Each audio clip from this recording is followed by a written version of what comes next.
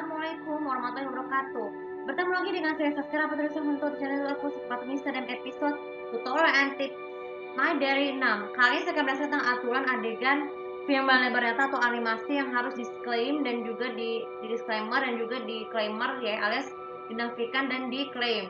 Jadi gini, film layar lebar di ini penerbitan Indonesia dan film yang berkembang pesat itu sebagai tontonan hiburan rutin ketika masuki musim liburan, musim-musim event tahunan dan juga lain sebagainya. Sudah banyak di beberapa tahun-tahun belakangan ini tuh sudah menjadi tradisi program TV untuk menyambut musim, misalnya musim lebaran Idul Fitri, Idul Adha, momen hari pertelevisian nasional, juga liburan akhir tahun baru dan juga akhir tahun. Namun di beberapa tahun tamu sayang di TV Indonesia tuh masih banyak film lama Indonesia tuh terpaksa tekan ulang. Misalnya rilisan judul-judul tahun 2019 nih, yang paling banyak tuh di STV nih. Karena kan gini, seperti yang gue RCTI sama SMP itu kan sama-sama menaikkan film lama unggulan itu kan sekarang tuh jam setiap siang dan malam. Namun di tahun 2025 lalu tuh STV tuh menaikkan film lebar tuh di tengah malam aja karena begini. Aku tuh sebenarnya masih ngeklaim kenapa aku udah mulai lagi film Indonesia karena bukan kapok sih. Tapi terakhir kali aku nonton film lebar itu cuma beri tahun 2025 tepatnya di bulan Agustus ya. Jadi yang di disclaim itu banyak banget yang aku temukan. Misalnya kayak adegan nyanyi Aisyah ke malam-malam tuh, terus juga ada apa nama lagi ya? Terus juga kayak adegan makanya banyak seperti itu sehingga adegan tayangan terpaksa kita dimajukan menjadi apa? Menjadi lebih tepat jam setengah 3 sore. Nah itu biasanya tuh waktu itu aku masih tahap-tahap yang konser drama Turki di STV, tapi masih ada hope. Tapi dengan syaratnya adalah apa?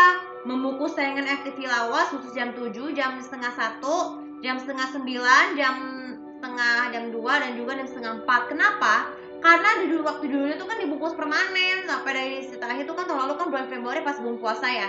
So jadi menurut aku ya, ini pendapat aku nih, film lebar Indonesia bentuk Indonesia sekarang itu udah mulai jarang banget, dulunya relatif sedikit, tapi yang paling Trans 7 karena kan masih dominan dengan film judul baru, tapi yang tidak semuanya dikeluarkan di tahun-tahun 2020-an. Nah, mungkin ada banyak yang nanya apa aja sih aturan adegan yang harus disclaimer itu selain dari Indonesia tapi juga dari beberapa luar negara kayak di Korea, Tiongkok, Jepang, Thailand, Malaysia dan lain sebagainya ya.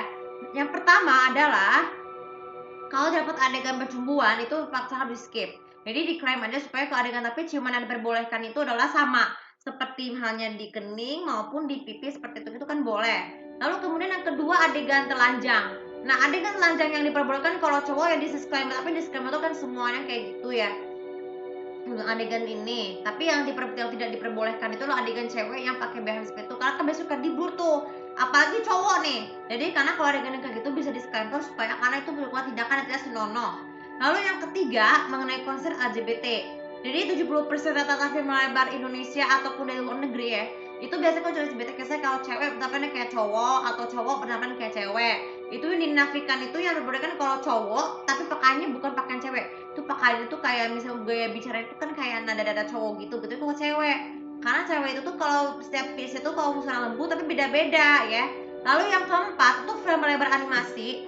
Mungkin udah mulai zaman sekarang tuh udah mulai jarang menaikkan film animasi Disney sejak tahun 2020 karena hak lisensinya dibeli oleh Indonesia setelah selesai. Jadi kalian yang suka film horor seperti itu ya. Jadi film lebar nyata tuh yang paling sekarang tuh ya baik dari negara Tiongkok, India dan juga Amerika tuh berulang salah satunya Antv dan GTV. Jadi karena soalnya tuh bisa mengisi kosongan dan mengganggu gangguan pasak-pasak. Jadi yang diperbolehkan tuh adalah yang dinafikan tuh apa? Tayangan kredit yang diisi kan banyak tuh tayangan kredit yang diisi karena lebih kayak 5 durasi ibaratnya. Tapi yang diklaim itu adegan post kredit nggak masalah karena itu tantangan wajar. Lalu kemudian yang keempat mengenai adegan rokok dan juga benda-benda berbahaya lainnya. Misalnya rokok, obat-obatan kayak apa tuh? Kayak misalnya miras, pistol, senjata dan peluru itu kan biasanya kan berbahaya nih. Tapi kalau di blur itu kan wajar di blur itu supaya tidak terlalu berbahaya ya. Apalagi adegan berdarah juga seperti itu juga adegan grayscale itu dirafikan aja supaya ini tuh bisa aman tuh karena jangan tidak mengikuti unsur berbahaya. Dan yang terakhir dan yang paling penting sekali kalau cowok pegang cewek. Nah, kalau cowok pegang cewek itu kan yang tidak diperbolehkan tuh atau disclaimernya itu adalah cowok atau cewek yang bukan muhrim. Tapi yang diklaim itu cowok atau cewek yang muhrim tuh nggak apa-apa, baik itu anak kecil ataupun teman-teman biasa. Tapi kan nggak boleh juga ya. Tapi ataupun suami istri itu kan wajar karena itu soalnya lebih sopan ya. Lebih sopan supaya tuh bisa menunjukkan bahwa itu masih suci dan bukan dari orang seperti itu ya. Nah sebagai penutup ada beberapa penjelasan penting. Dari dua vlog sebelumnya ada berapa disclaimer yang harus kalian pahami itu ada gini. Kenapa bisa ada beberapa adegan yang harus disclaimer dan disclaimer?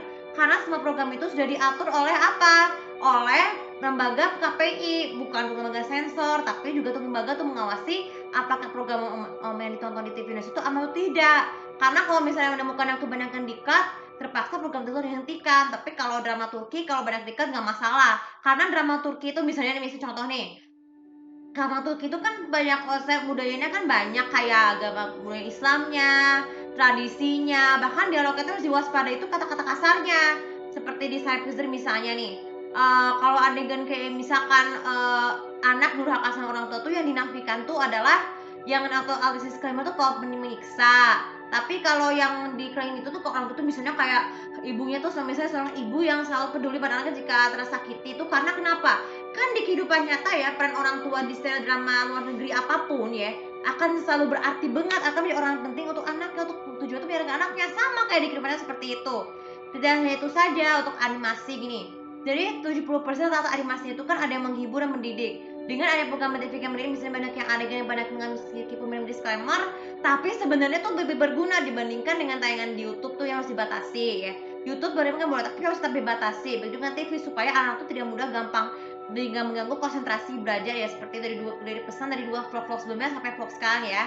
Dan yang terakhir, kenapa beberapa banyak yang luar negeri terpaksa dibungkus nih? Ini penting banget buat kalian yang bertanya-tanya. Gini, kalau misalnya drama luar negeri baik itu dari drama India, Turki, Tiongkok, Amerika yang banyak episode dan banyak season, itu terpaksa membatasi batasan waktu episodenya adalah sampai 100 ya. Kan seperti faktanya seperti itu supaya kenapa? Supaya memberikan mereka penonton itu beristirahat. Kan tidak mungkin tuh menamatkan semua episode sekaligus, misalnya dari satu season berapa episode berapa banyak tuh, supaya ada istirahatnya juga tuh batasi menonton baik dari YouTube maupun televisi ya, sehingga televisi sendiri misalnya RCTI SCTV tuh memaksa harus menaikkan FTV lawasnya itu untuk bisa mendongkrak memberikan waktu sementara sampai nanti waktu ditentukan apakah dibungkus atau tidak. Karena berapa banyak dari kalian banyak sangat mengharapkan misalnya di SCTV nih, tayangan FTV lawasnya akan dibungkus dengan alasan seperti yang gue bilang di vlog sebelumnya, karena judul sering diulang-ulang, casing itu aja, dan sharing tanpa pengaruh. Karena kan kalian bisa menilainya kan? Bisa.